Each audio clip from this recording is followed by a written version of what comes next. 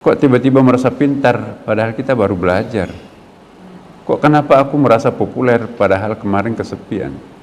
Itu godaan iblis di situ. Jangan bangga dengan mudi seperti itu, sebab itu adalah palsu.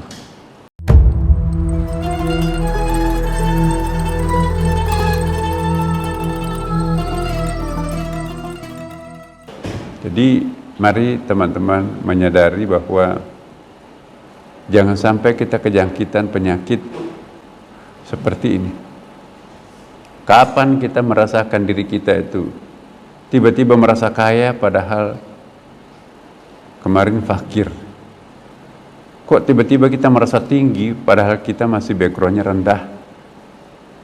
Kok tiba-tiba merasa pintar padahal kita baru belajar? Kok kenapa aku merasa populer padahal kemarin kesepian? Itu godaan iblis di situ. Jangan bangga dengan mudi seperti itu, sebab itu adalah palsu. Yang kita inginkan adalah sufi sejati. Merasa fakir setelah kaya, itu nikmat itu. Merasa rendah hati, rendah diri setelah tinggi. Merasa sepi setelah populer. Nah, itu yang hakikat. Merasa bodoh padahal kemarin dipuji kepintarannya. Jadi itu pertanda ada sesuatu yang hidup berkembang positif di dalam diri kita sendiri. Nah, jadi kita jangan sampai nanti salah mengukur diri sendiri, menganggap kita penempuh jalan kebenaran, padahal sebaliknya kita penempuh jalan kesesatan. Ya. Lebih baik kita merasa diri penempuh jalan kesesatan, padahal itu benar, daripada kita menganggap bahwa ini jalan kebenaran, padahal itu salah. Itu. Berikut. Integritas sufi sejati. Seorang sufi yang sejati, ya, memuliakan ilmu pengetahuan. Ya. Enak-enak tidur, libur, sesudah duhur, tapi masih datang ke para Madinah. Ya. Kenapa? Karena memuliakan ilmu pengetahuan. Dia ingin mencari ilmu. Itu integritas seorang yang punya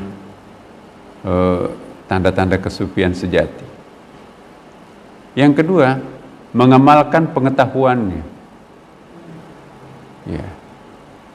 Bukan hanya ingin dapat pengetahuan, tapi membuktikan pada dirinya tanpa harus membuktikan kepada orang lain bahwa dia sudah mengamalkan apa yang dia tahu. Tapi kalau masih mengumumkan kepada orang lain sebagai pengamal-pengamal pengetahuan, maka itu ada aspek riya. Itu bukan sejati. Mengamalkan pengetahuannya tanpa harus mempersaksikan kepada orang lain, itulah integritas sufi sejati. Yang ketiga, berakhlak terpuji. Bagaimana mungkin seseorang bisa disebut sebagai sufi yang berintegritas kalau akhlaknya tidak terpuji? Ya. Di kelas dipuji orang, tapi pulang ke rumahnya dihujat keluarga. Hipokrit. Di Jakarta dipuji orang, pulang kampung semua orang tahu siapa dia. Kamuflatif. Ya. Jadi orang yang berintegritas itu akhlaknya itu tidak dibuat-buat, tapi automatically dia sudah memang seperti itu, apa adanya, bukan bagaimana seharusnya. Kemudian integritas sufi sejati itu bersih jiwanya, tidak pernah mengejek orang, tidak pernah look down, memandang enteng orang, tidak pernah overconfident, lebih membanggakan dirinya. tidak pernah over assertif, merasa serba oke. Tidak pernah lagi ada dendam, tidak pernah menyimpan perasaan kecewa kepada orang lain. Jadi bersih jiwanya, malah dia kasihan. Itu bersih jiwanya. Jiwa yang bersih tidak pernah mendoakan orang lain negatif, sekalipun orang itu musuhnya. Ya. Doanya semoga Allah mengampuni mereka, semoga Allah memberikan hidayah mereka, semoga mereka itu berubah. Itu orang yang berakhlak terpuji, bersih jiwanya. Tapi selama kita masih keluar doa, ya Allah berikanlah pembelajaran terhadap orang itu supaya jangan terjadi lagi kepada orang lain.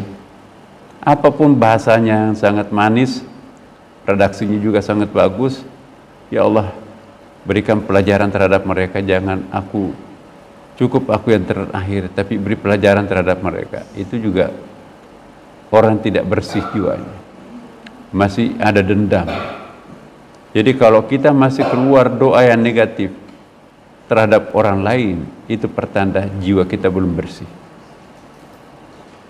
Jangan pernah keluar doa membinasakan orang lain, tapi yang keluar dari mulut kita, doakan orang lain itu mendapatkan petunjuk. Ya Allah, berikan petunjuk terhadap hamba-Mu agar orang itu bisa berubah. Itu lebih enak daripada ya Allah cekik lehernya mati dia, biar tahu rasa tuh.